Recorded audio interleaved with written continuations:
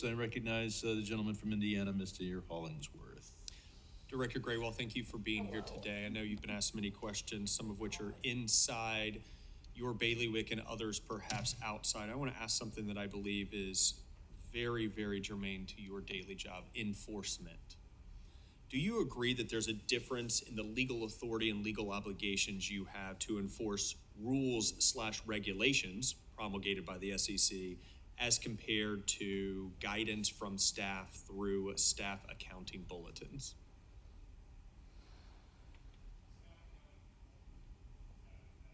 Excuse me, staff accounting bulletins are exactly that. They're guidance.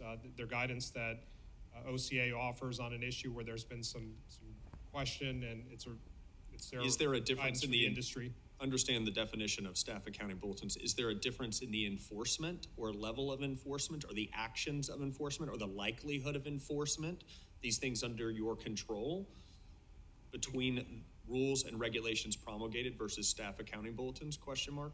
Again, we wouldn't be involved in the enforcement of violations of staff accounting guidance. So for clarity, there's no enforcement that you would bring based on that which is promulgated or put forth through staff accounting bulletins alone. Again, every violation is facts and circumstances. I don't know what else might be in that hypothetical situation. That's not a hypothetical situation. I'm asking. That is not a hypothetical situation. There's no example here. I am asking you to repeat exactly what you just said. We do not enforce. This is what I heard you say, and I just want to make sure that you repeat it. We do not enforce violations, quote unquote violations, actions in contravention, I should say, to staff accounting bulletins, question mark. Is that what you said? So I said staff accounting bulletins are guidance. We enforce violations of the federal securities laws and the rules and regulations promulgated from those laws.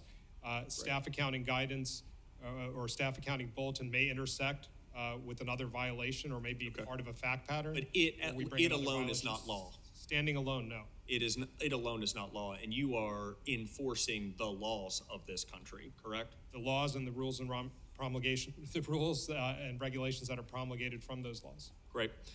As you know, I wrote a letter to the SEC last week regarding SAB 121, signed by a majority of committee Republicans. That letter it is, not SAB 121. Raising several concerns with the policy in the bulletin and the absence of a transparent process from SEC staff. Very specifically, again, does SAB 121 legally require counterparties that participate in the activities included in the bulletin to adhere to the bulletin? Legally require them to do so? Again, it's guidance, and I don't mean to push off these questions on my other divisions, but that's the Office of Chief Accountant that promulgated that.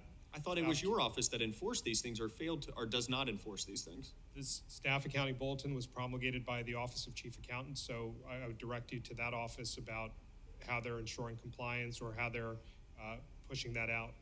If someone refers you an activity that is in contravention to SAB 121 and requests that you enforce it, what is your response to that? It would depend on the facts and circumstances of what's referred to us. If there are other, it would, again, depend on the facts and circumstances of what's referred to. And those facts and circumstances would be whether they violated other actual laws or whether they violated this guidance, question mark. It could be part of a larger violation. I just can't, engage in. But standing alone, you don't believe SAB 121 or other SABs promulgated are law and can be enforced by virtue of the law? Again, their guidance. Understood. So how does the SEC plan to address the implications of accounting firms that require organizations to adhere to that guidance? Again, I would refer you to the Office of Chief Accountant that deals with those issues and deals with the accounting firms. Well, what I've heard you repeatedly say, which is very impactful, and I appreciate your candor, is that these staff accounting bulletins are not law and cannot be enforced as though they were law.